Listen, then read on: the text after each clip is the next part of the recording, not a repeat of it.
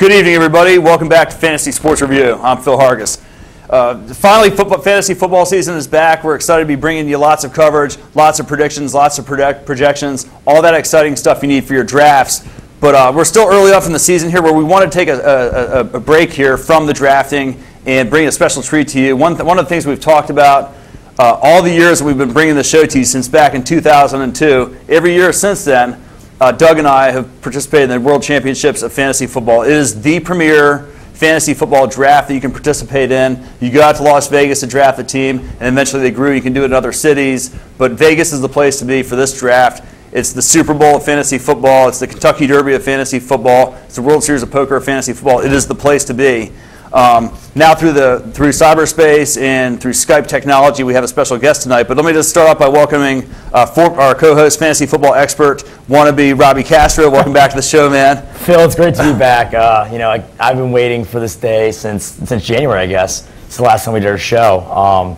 It's great to have Dustin again with us. This is a great opportunity for all of our viewers at home to listen to a true legend in the fantasy football world. To hear the real inside deal what the World Championships of Fantasy Football is all about. So yeah, I'm excited. We've covered a lot of things in the offseason. We've covered horse racing, we've covered poker, the NCAA March Madness, but now it's time for the next 6 months to cover nothing but football, and specifically fantasy football. So we're really excited to be doing this. So let's go ahead and welcome the special guest. We have the co-owner of the World Championships of Fantasy Football on Skype with us, Mr. Dustin Ashby. Dustin, thank you very much for coming on the show. Well, thanks for having me, guys. I'm looking forward to it. Yeah, there's a lot of fun stuff we can talk about. I mean, you're a football guy, you're a fantasy baseball guy. You kind of do it all, it sounds like. I mean, how did you tell us a little bit about your background and how you got involved with the World Championships of Fantasy Football a couple years ago? Well, I've played fantasy sports for well over 20 years, and my business partner and I, of course, grew up playing fantasy football and fantasy baseball. We were those guys that, during high school and college were the ones that were keeping the stats and running the leagues behind teachers' backs, and over the years just kept playing fantasy sports. And as we grew up, like a lot of people, life got in the way, and we didn't get the opportunity to see each other as often. He was in Atlanta, I was in St. Louis, and fantasy sports, fantasy baseball, actually, high-stakes fantasy baseball, was an opportunity for us to get back together and make a trip to Las Vegas and really enjoy one nice big week. Fantasy baseball kind of falls right around the NCAA basketball tournament, so it makes for a great week to go out to Las Vegas. And so Jesse and I went out and played in the high-stakes baseball leagues and then found the high-stakes football opportunity. And over the years, just saw the room getting bigger, saw the right kind of people participating in high-stakes fantasy sports. And the light went on in our heads that said, what, we might be able to apply our personal experience, our professional experience, and really add something to the industry, and here we are today. That's awesome. So, Dustin, how does a guy like you go from, like you said, fantasy baseball guy that, really is interested in playing fantasy sports, become this, revolutionary, like the WCOF? How does somebody like yourself get involved in something like that? Well, I think it's the big bet, if you will. I think it's the American dream, the opportunity to own something and be able to build it up to what you think it can be, if anything. We're very fortunate. We have a great support team as part of the World Championship of Fantasy Football, and it really goes back and starts with the founders of the company, and Lenny Papano and Emil Kadlik, and then Chris Lambert, who is still in the industry today. And then we were able to really bring a team of people that could add to that and really take the World Championship to that next level. The good thing about the WCOFF is that we bought a successful business in 2007, and now we're able to build on that success and really take it to the mainstream audience and really bring in the consumer brands, bring in the sponsors, and tell the story of the high-stakes fantasy football and fantasy baseball player. That's the most exciting thing about all of this, is we're able to tell the stories of those people playing the game, because there are so many talented high-stakes fantasy baseball and football players out there that really today, or up until 2007, not many people knew about. And we're excited now to be able to tell their story on a broader platform. And last year we were on the Versus Network with our television debut, our national television debut, and we're able to tell the high stakes fantasy player stories, and we're excited to do it. Yeah, the fantasy football community is a very, in fantasy baseball, the fantasy community it's a pretty tight community. Many people have their little things that they keep their little secret drafting strategies they'll keep to themselves and everything. But whatever, it's still a lot of fun. But the fantasy football community, if you look at some of the websites out there, there's just massive amounts of people that are all willing to talk about things, the angles these teams can go with their players and everything. And then the great thing about the World Championships of Fantasy Football that I've liked since the beginning and why I keep coming back and back is sort of that you feel like you're part of a family there with not only the owners, who were always very personal, always responsible. Chris Lambert was always great to deal with and everything. But the management was always great. You felt like you're part of that family, and you certainly feel like you're a family. You go out there for the Thursday night, the pre-party draft thing at ESPN, and you just have a chance to sit back and talk about nothing but fantasy football until the bar shuts down. It's just really a great opportunity to bring that you have done to bring all these players together. No, it really is the ultimate football fan's pilgrimage. I mean, the chance to go out to Las Vegas or even Orlando, Chicago, Atlantic City and celebrate football. I mean, the opening week of the football season, where else would you want to spend it than around, football, passionate football fans and to be able to talk the game, debate the game. That's the beauty of all this, is that you all have an opinion. We all do. We all have an angle we think is going to make us the champion this year, and the opportunity to really test that, and to test it against the best of the best. And now we're fortunate to have the likes of Jill Mitchell and Dave Barnett, and we've been able to expand the team and really make it more than just one or two people, and really build out on that skill set of a great team. And the beneficiaries ultimately are the fantasy players, the fantasy football players, and baseball players. Yeah, we'll get to the main event in just a second, but what view do you have? The viewing parties and everything, all that stuff set up for the players this year to watch the games and everything? Is that something that's still going to be done? Yes, exactly. Yeah, you come out. It starts Thursday, the first game of the season. Of course, this year the Vikings and Saints will kick things off in great fashion there, and we'll have a viewing party at Lagasse Stadium, which is a state-of-the-art sports bar, sports book. It's Emeril Lagasse's vision, and it is a sports bar on steroids, is how I like to call it. But you got a sports book right there. You can make the quarter bets, the halftime bets, whatever you want to do. We'll be sitting there in some preferred seating watching the first game of the season. Immediately thereafter, we'll have our first draft of the year, our 10K Gridiron League, which has turned out to be just a fantastic, very entertaining format for fantasy players. And then on Friday, it's all about the draft. Friday night is session 1 of the main event. Friday and Saturday morning is session 2 of the main event.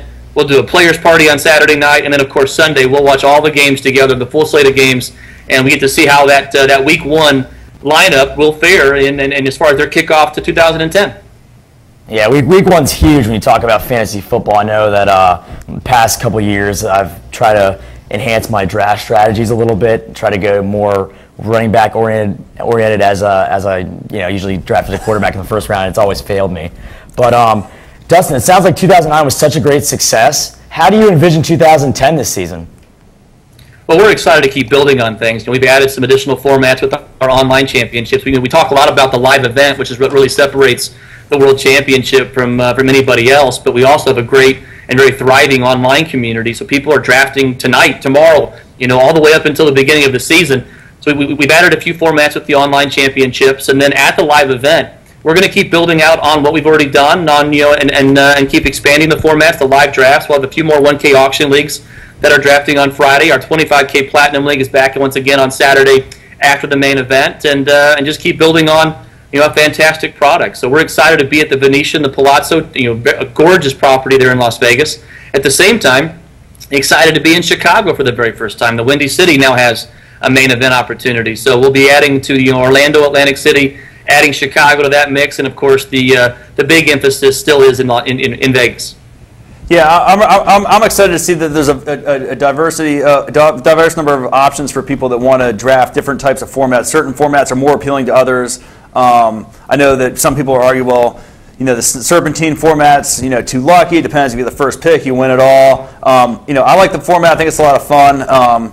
There's a lot of strategy involved in drafting that style, but then you have auction formats, you have draft masters formats. We've talked about these on our show in the past. Auction formats, you basically have a salary cap and you draft a certain number of players. Draft masters are a fun league too, where your best lineup gets submitted. But so you offer all these great options. I mean, are you seeing more and more people gravitate towards any of these different types of leagues, like auction, draft masters? I'm not familiar with the gridiron format. Maybe you could take a second and tell us about some of these other leagues, and then we'll get to the main event in just a minute after we cover some of these other leagues. The Gridiron League, I'll start there. The Gridiron 10K League is a lot of fun because, one, it kicks off the drafting season for us with our live events. But what you get is 12 teams. and what they do is they actually bid on their draft position. So we will start with, it's real money, so they're bidding with real money to be able to pick who wants to draft first. So the first pick may go for $2,000, let's say. That person then makes their selection. They may take Chris Johnson.